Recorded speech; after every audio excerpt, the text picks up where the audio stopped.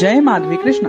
हमने आज तक कई हरिद्वेषियों को माँ विष्णु वल्लभा श्रीमती लक्ष्मी देवी का अपमान करते हुए देखा है। आज हम माँ लक्ष्मी पर फैले सारे भ्रांतियों पर चर्चा करेंगे।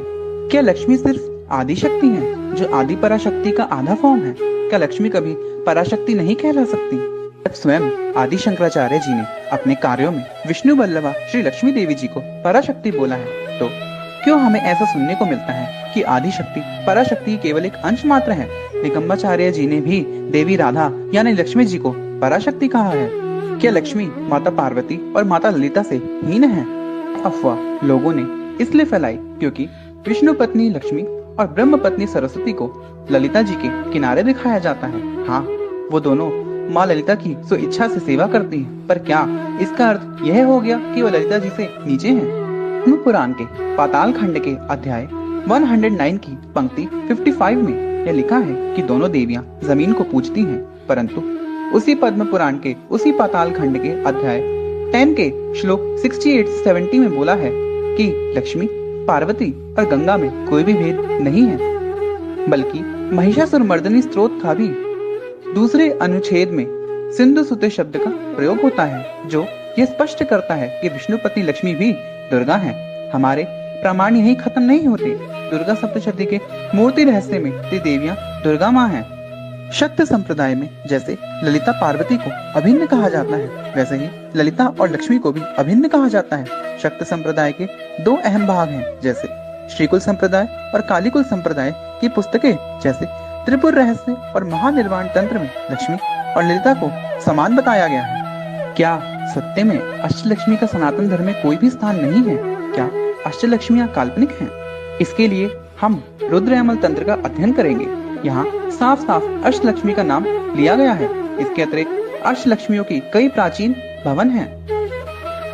हमें ज्ञात है कि चेन्नई में स्थित अष्टलक्ष्मी मंदिर एक बहुत ही सिद्ध शंकराचार्य साधु की इच्छा से बनवाया गया है। वो एक शिव उपासक हैं। ऐसे कई सारे अष्टलक्ष्मी मंदिर विश्व भर में पाए जाते हैं।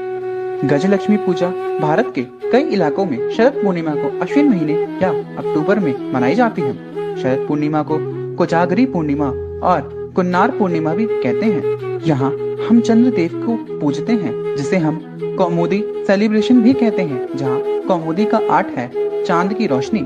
शरद पूर्णिमा की रात को सभी लोग देवी गजलक्ष्मी को हमें धनवान बनाने के लिए, ऐश्वर्य प्रदान करने के लिए पूजते हैं। वहीं गजलक्ष्मी जो अष्टभार्याओं में से एक है, उसके अतिरिक्त वैभव लक्ष्मी व्रत का भी शुक्रवार को व्रत रखा जाता है।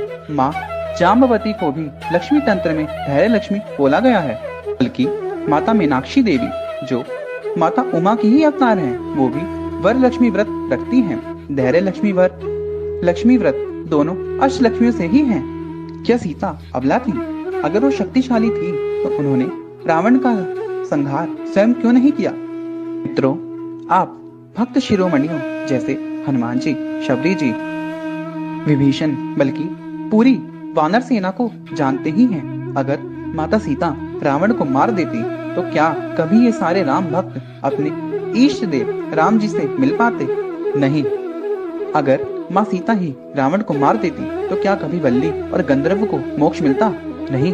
अगर माँ सीता ही रावण को मार देती तो क्या श्री राम की गाथा नहीं गाई जाती?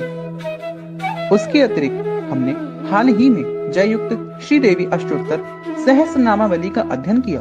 आप सबको जानकर खुशी होगी कि वहाँ हमें माँ भगवती सीता के जितने भी नाम पाए, वहाँ उनका एक नाम रावण कुल विध्वंस रटा बोला गया है, जो माँ सीता का ही गुणगान है। अद्भुत रामायण के कैंटो 23 भी इस प्रश्न का उत्तर देता है। माता सीता की इच्छा से रावण उनका हरण कर पाया। माँ अयोनिजा है, वो मनुष्य योनि में नहीं जन्मी थी।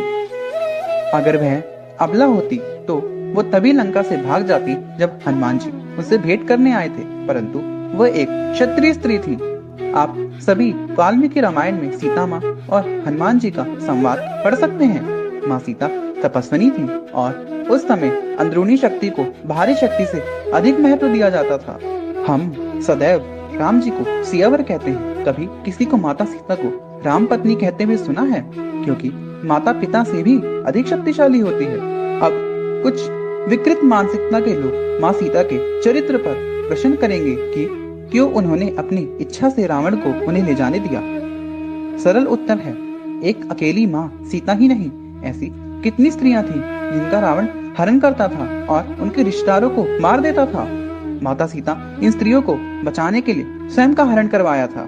क्या आज तक विष्णु पत्नी लक्ष्मी ने किसी असुर का वध नहीं किया? रामायण से माँ सीता का रौद्र रूप धारण करने का प्रमाण तो हम दे ही चुके हैं। माँ सत्यभामा को कृष्ण की वीरांगना पत्नी कहा जाता है। माँ राधा ने ब्रह्मांड पुराण के उत्तरखंड के चैप्टर 59 से चैप्टर 70 के बीच एक अध्याय के अनुसार हर्षना और मर्सना असुर का वध किया था। उत्तर रामायण में छाया सीता जी ने मूलकासुर को मारा था। क्या लक्ष्मी माँ सदैव भगवान विष्णु के पैर दबाती हैं?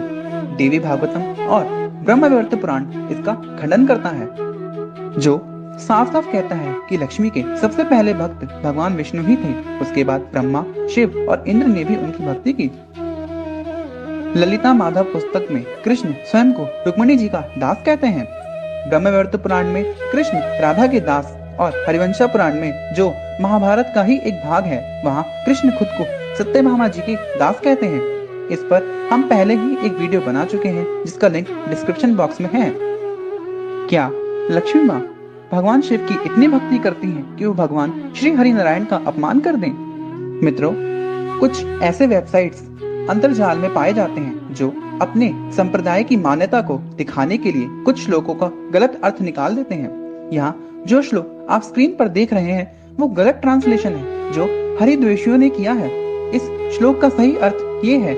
इस श्लोक का लिंक हम आपको KMG वर्जन से डिस्क्रिप्शन बॉक्स में दे रहे हैं। काल शब्द का अर्थ सदैव शिव नहीं होता। महाभारत के शांति पर्व, मोक्ष धाम पर्व चैप्टर 227.2 और अनुशासन पर्व चैप्टर 148.3 के अनुसार कृष्ण काल महाकाल हैं। उसके अतिरिक्त लक्ष्मी नारायण हृदयम श्री सूक्तम के अनुसार वो शिव जी की इष्ट देवी हैं। सत्य तो यह है कि स्कंद पुराण के वासुदेव महात्म्य के अध्याय 14 में लक्ष्मी जी को शिव और ब्रह्मा की माता कहा गया है। अतः हम यह कहना चाहते हैं कि त्रिदेवियों में कोई भी भेद नहीं है। इसका प्रमाण खुद शिव पुराण और दुर्गा सप्तशती है। वाणी देवी की दिव्यता के और भी कई प्रमाण होंगे, जिसपे हमारा अगला वीडियो होगा। तब तक के लिए इतना ही। जय माधवी कृष्णा, जय लक्ष्मी नारायणा।